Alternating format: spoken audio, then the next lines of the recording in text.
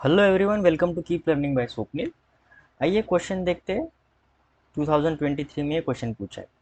A closed circular tube of average radius 50 centimetre whose inner walls are rough is kept in a vertical plane. A block of mass 1 kg just fit inside the tube. The speed of the block is 22 meter per second when it is introduced at the top of the tube.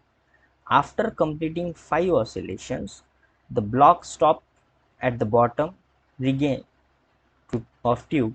The work done by the tube on the block is. सो आइए question क्या कह रहा है कि एक tube है, मान लो, जिसका एवरेज रेडियस 50 सेंटीमीटर है। ठीक है, तो डायमीटर होगा 30 सेंटीमीटर। ओके, 1 kg का ब्लॉक है, ट्यूब के अंदर हमने रखा है। अब ये ट्यूब के अंदर ये जो ब्लॉक है, ये अब यहाँ से चलना शुरू कर देता है ऐसे। ठीक है, और ये ऐसे 5 ऑसिलेशन कंप्लीट करता है, 1 2 3 4 5, और उसके बाद ये जाके यहाँ पे रुक जाता है।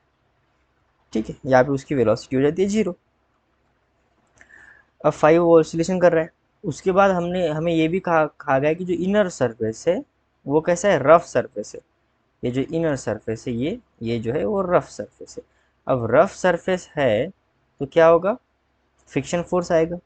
जब भी वो घूमेगा, मोशन के अगेंस्ट क्या आएगा, फ्रिक्शन फोर्स आएगा। ठीक है, अब देखो, अब इसको सॉल्व करते हैं। उससे पहले जो जो हमें डेटा गिवन है वो लिख लेते हैं। जैसे रेडियस गिवन है कितना, 50 सेंटीमीटर, तो ये आ जाएगा 50 इंटू 10⁻⁻² मीटर। ठीक है, उसके बाद इसकी इनिशियल वेलोसिटी गिवन है 22 मीटर पर सेकंड गिवन है। उसके बाद उसका मास गिवन है 1 kg। ठीक है, अब यहाँ पे हम वर्क एनर्जी थ्योरम लगाएंगे, यानी टोटल वर्क डन क्या होता है, चेंज इन काइनेटिक एनर्जी होता है। ओके, सो क्या क्या वर्क हो रहा है, जैसे सबसे पहले नॉर्मल फोर्स वर्क डन करेगा, उसके बाद फ्रिक्शन फोर्स वर्क डन करेगा, उसके बाद ग्रेविटी भी वर्क करेगा, क्योंकि ग्रेविटी उसको टॉप से बॉटम पे ला रहा है, तो ग्रेविटी भी होगा। उसकी final kinetic energy minus initial kinetic energy. अब देखो, नॉर्मल फोर्स जो परपेंडिकुलर होता है डिस्प्लेसमेंट की, तो उसका वर्क डन तो जीरो आ जाएगा, क्योंकि साइन 90 जीरो हो जाएगा वहाँ पे, साइन। ठीक है,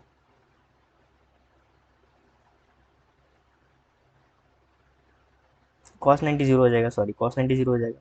अब वर्क डन बाय फ्रिक्शन, अब वर्क डन बाय फ्रिक्शन में फाइंड करना है, क्योंकि वही जो है वही फोर्स लगा रहा है ना।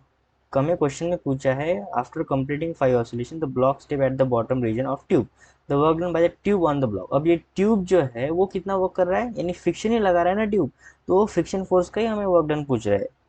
ठीक है, so work done by gravity क्या होगा, mgh। नीचे की तरफ ये एक्सलेशन ड्यू टू ग्रेविटी है, और नीचे की तरफ ये बॉडी ने क्या किया, मोशन किया। ठीक है, mgh is equal to final kinetic energy क्या है, 0, क्योंकि फाइनल रेस्ट पे आ गया। इनिशियली उसकी कुछ स्पीड थी।